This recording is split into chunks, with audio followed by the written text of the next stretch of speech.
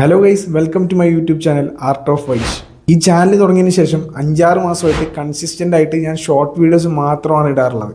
അപ്പോൾ ഇന്ന് ഞാനൊരു വീഡിയോ ചെയ്യാമെന്ന് വിചാരിച്ചു. വീഡിയോ എന്താണെന്ന് വെച്ചാൽ എൻ്റെ ഡ്രോയിങ് ആൻഡ് പെയിൻറ്റിങ് കളക്ഷൻസ്, അതായത് ഞാൻ വരച്ച് തുടങ്ങുന്ന ടൈമിലുള്ള എൻ്റെ ചിത്രങ്ങൾ മുതൽ റീസെൻ്റ് ആയിട്ട് ഞാൻ വരച്ചിട്ടുള്ള പെയിൻറ്റിങ്സും എല്ലാം കൂടെയാണ് ഇന്നത്തെ വീഡിയോയിൽ കാണിക്കുന്നത്. ഇതിൽ നിങ്ങൾക്ക് എൻ്റെ ആർട്ട് ജേണി മനസ്സിലാവും. അതായത് ഞാൻ വരച്ച് തുടങ്ങുന്ന സമയത്ത് എങ്ങനെയാണ് ഇപ്പോഴുള്ള എൻ്റെ ചിത്രങ്ങളുടെ ഒരു ഇമ്പ്രൂവ്മെൻറ്റ് ഇതിൽ നിങ്ങൾക്ക് കാണാൻ പറ്റും. അപ്പോൾ എൻ്റെ ഡ്രോയിങ് ആൻഡ് പെയിൻറ്റിങ് കളക്ഷൻസ് കണ്ടാലോ? വാ. ഈ ഒരു പഴയ റെക്കോർഡ് ബുക്കാണ് എൻ്റെ ആദ്യത്തെ സ്കെച്ച് ബുക്കുകളിലൊന്ന്. ഏതോ ഒരു ടെക്സ്റ്റ് ബുക്ക് നോക്കി അതുപോലെ വരയ്ക്കാൻ ശ്രമിച്ച ഒരു ചിത്രമാണിത്. ഇതിനകത്ത് പലർക്കും കാലുകളും കൈകളൊന്നും വരച്ചിട്ടില്ലാന്ന് ഇപ്പോഴാണ് ഞാൻ ശ്രദ്ധിക്കുന്നത്. പിന്നെ എൻ്റെ അന്നത്തെ ചിത്രങ്ങളുടെ ഒരു പ്രത്യേകത എന്ന് പറയുന്നത് വരച്ച ചിത്രങ്ങളുടെ ഫേസിനല്ല ഒരു സോംബി എഫക്റ്റ് ആണ്. ഇത് ഞാൻ വാട്ടർ കളറിൽ ട്രൈ ചെയ്ത ഒരു ചിത്രമാണ്. പെൻസിൽ കൊണ്ടുള്ള ചിത്രങ്ങളാണ് അന്നൊക്കെ കൂടുതലും വരച്ചുകൊണ്ടിരുന്നത്. ഏതെങ്കിലും കളറിംഗ് ബുക്കുകളിലും ടെക്സ്റ്റ് ബുക്കുകളിലും അല്ലെങ്കിൽ മാഗസിനിലും ഒക്കെ കാണുന്ന ചിത്രങ്ങൾ അതുപോലെ നോക്കി വരയ്ക്കാൻ ശ്രമിക്കും. പിന്നെ HB 2B 4B എന്നൊക്കെ പറഞ്ഞ് പലതരത്തിലുള്ള ഷെയ്ഡിംഗ് ഉള്ള പെൻസിൽ ഉണ്ടെന്നൊന്നും അന്ന് എനിക്ക് അറിയില്ലായിരുന്നു. അതുകൊണ്ട് ഒരു പെൻസിൽ കൊണ്ട് തന്നെ ഔട്ട്ലൈൻ ഒക്കെ വരച്ച് ഷെയ്ഡിങ് ചെയ്ത് ചിത്രങ്ങൾ കംപ്ലീറ്റ് ആക്കും. ചിത്രങ്ങൾ വരച്ച് കഴിയുമ്പോൾ നമ്മൾ വരച്ച ചിത്രവും റെഫറൻസ് പിക്കും കൂടെ വെച്ച് നോക്കും. അപ്പം നമുക്ക് കുറച്ച് മിസ്റ്റേക്സ് ഒക്കെ മനസ്സിലാക്കാൻ പറ്റും. ആ മിസ്റ്റേക്സുകൾ അടുത്ത ചിത്രത്തിൽ വരുത്താതിരിക്കാൻ നോക്കും. പക്ഷെ കാര്യമില്ല, ആ മിസ്റ്റേക്സ് വീണ്ടും റിപ്പീറ്റ് തന്നെ ചെയ്യും. കാരണം വേറെ ഒന്നുമല്ല, പ്രാക്ടീസ് ഇല്ലാണ്ട് നമുക്ക് ഒരു കാര്യവും നടക്കില്ല. ഇതിൽ ഞാൻ വരച്ചിരിക്കുന്ന പല ചിത്രങ്ങളും ഇൻകംപ്ലീറ്റ് ആണ്. അതിന് കാരണം ചിത്രങ്ങൾ വരച്ച് കംപ്ലീറ്റ് ആക്കാനുള്ള പേഷ്യൻസ് ഇല്ലാത്തതുകൊണ്ടാണ്. എൻ്റെ മനസ്സിലുള്ള ആനയുടെ രൂപം പേപ്പറിൽ വരുത്തിയപ്പോൾ ഒരു അവസ്ഥയാണ് ഈ കാണുന്നത്. പിന്നെ ആർട്ടിനോടുള്ളൊരു ഇഷ്ടമുള്ളതുകൊണ്ട് ചിത്രങ്ങൾ ഞാൻ വരച്ചുകൊണ്ടേ ഇരിക്കുമായിരുന്നു. പിന്നെ ഓരോ ചിത്രങ്ങൾ വരച്ചു കഴിയുമ്പോഴും നമ്മൾ അറിഞ്ഞോ അറിയാതെയും കുറെ കാര്യങ്ങൾ പഠിച്ചിട്ടുണ്ടാവും. പെൻസിൽ ഡ്രോയിങ്സ് കൂടാണ്ട് ആ സമയത്ത് ഞാൻ ചെയ്തിട്ടുള്ള ഒരു മീഡിയം ഓഫ് ആർട്ട് എന്ന് പറയുന്ന വാട്ടർ കളേഴ്സ് ആണ്. അന്ന് 10-15 രൂപ മാത്രം വിലയുള്ള വാട്ടർ കളർ പെയിന്റ് ബോക്സ് കയ്യിൽ കിട്ടിയപ്പോൾ ആദ്യമായിട്ട് വരച്ചൊരു ചിത്രമാണ് നിങ്ങൾ ഈ കാണുന്നത്.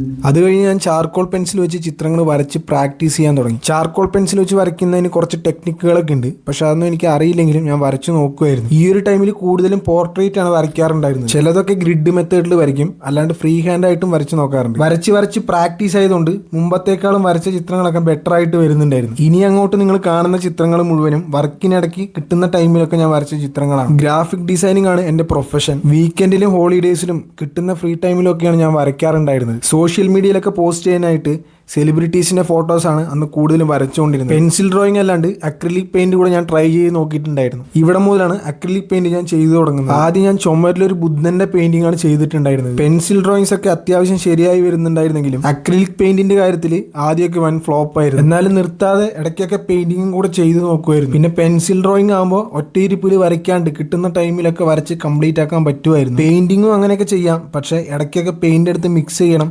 പിന്നെ അക്രിലിക് പെയിന്റ് പെട്ടെന്ന് ഡ്രൈ ആവുന്നതുകൊണ്ട് എനിക്ക് അത്ര എളുപ്പമായിരുന്നില്ല. ഇതൊക്കെ ഗ്രാഫൈറ്റ് പെൻസിലും ചാർക്കോൾ പെൻസിലും കൂടെ മിക്സ് ചെയ്ത് വരച്ച ചിത്രങ്ങളാണ്. പോർട്രേറ്റുകൾ കൂടുതൽ വരയ്ക്കുന്നതുകൊണ്ട് ഫേസിന്റെ ഡീറ്റെയിൽസ് ഒക്കെ നമുക്ക് ഒരുപാട് പഠിക്കാൻ പറ്റുന്നുണ്ടായിരുന്നു. പെൻസിൽ ഡ്രോയിങ്ങുകൾ നമ്മൾ കൂടുതൽ സമയം ഇരുന്ന് കഴിഞ്ഞാൽ കുറെ റിയലിസ്റ്റിക് ആയിട്ടൊക്കെ വരച്ചെടുക്കാൻ പറ്റും. പക്ഷെ അതിന് ഒരുപാട് സമയവും വേണം, അതുപോലെ നല്ല പേഷ്യൻസും കൂടെ വേണം. പിന്നെ കുറെ വാട്ടർ കളർ പെയിന്റിങ്ങുകൾ ട്രൈ ചെയ്ത് നോക്കുമായിരുന്നു. വാട്ടർ കളർ പെയിന്റിങ്ങിൽ പഠിക്കാനായിട്ട് ഒരുപാട് ടെക്നിക്കുകൾ ഉണ്ട്. അത് പ്രാക്ടീസിലൂടെ മാത്രം നമുക്ക് ശരിയാക്കി എടുക്കാൻ പറ്റുള്ളൂ. ഈ ടൈമിൽ എനിക്കാണെങ്കിൽ ഓരോ ചിത്രങ്ങളും കോൺസെൻട്രേറ്റ് ചെയ്ത് വരയ്ക്കാനുള്ള ടൈമൊന്നും ഉണ്ടായിരുന്നില്ല. പക്ഷെ ഉള്ള ടൈമിൽ എങ്ങനെയെങ്കിലും അഡ്ജസ്റ്റ് ചെയ്ത് പെയിന്റിംഗ് ഒക്കെ കംപ്ലീറ്റ് ആക്കി എടുക്കുമായിരുന്നു. കുറെ ലാൻഡ്സ്കേപ്പ് ചിത്രങ്ങളാണ് ആദ്യം വരച്ച് പഠിച്ചിട്ടുണ്ടായിരുന്നത്. വാട്ടർ കളറിൽ കളർ മിക്സിങ്ങും പിന്നെ വരയ്ക്കാൻ ഉപയോഗിക്കുന്ന മെറ്റീരിയൽസും ഒക്കെ വളരെ ഇമ്പോർട്ടന്റ് ആണ്. പിന്നെ ഇതിന്റെ ഒരു ബേസിക് ഐഡിയ കിട്ടിക്കഴിഞ്ഞാൽ അത് ഫോളോ ചെയ്യുക. പിന്നെ അതിനെ നമുക്ക് നമ്മുടെ രീതിയിലും കൂടെ ഒന്ന് പെയിന്റ് ചെയ്തെടുക്കാൻ പറ്റും. ലാൻഡ്സ്കേപ്പ് ചിത്രങ്ങളല്ലാതെ കുറെ പോർട്രേറ്റുകളും പെയിന്റ് ചെയ്ത് നോക്കിയിട്ടുണ്ട്. ഞാനാണെങ്കിൽ ഓരോ ടൈമിൽ ഓരോ മീഡിയം ഓഫ് ആർട്ടായിരിക്കും മാറി മാറി ചെയ്തുകൊണ്ടിരിക്കുന്നത്. ഒരു മീഡിയം ഓഫ് ആർട്ടിൽ ഫോക്കസ് ചെയ്യാണ്ട്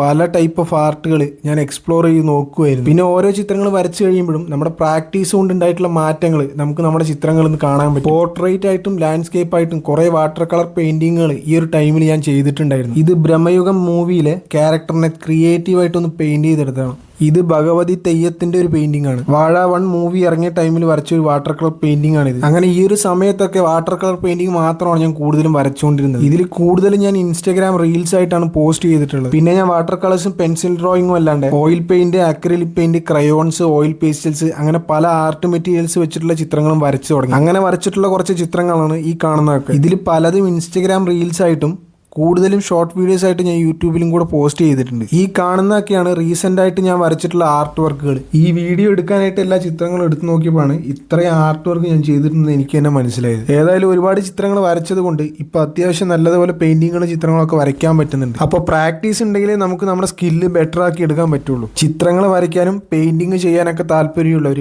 പ്രാക്ടീസ് ചെയ്തുകൊണ്ടേയിരിക്കുക. മിസ്റ്റേക്സുകളൊക്കെ എന്തായാലും വരും. അപ്പോൾ നമ്മൾ അത് കണ്ടുപിടിച്ചിട്ട് അടുത്തൊരു ചിത്രത്തിൽ നമ്മളത് കറക്റ്റ് ചെയ്യാൻ നോക്കുക.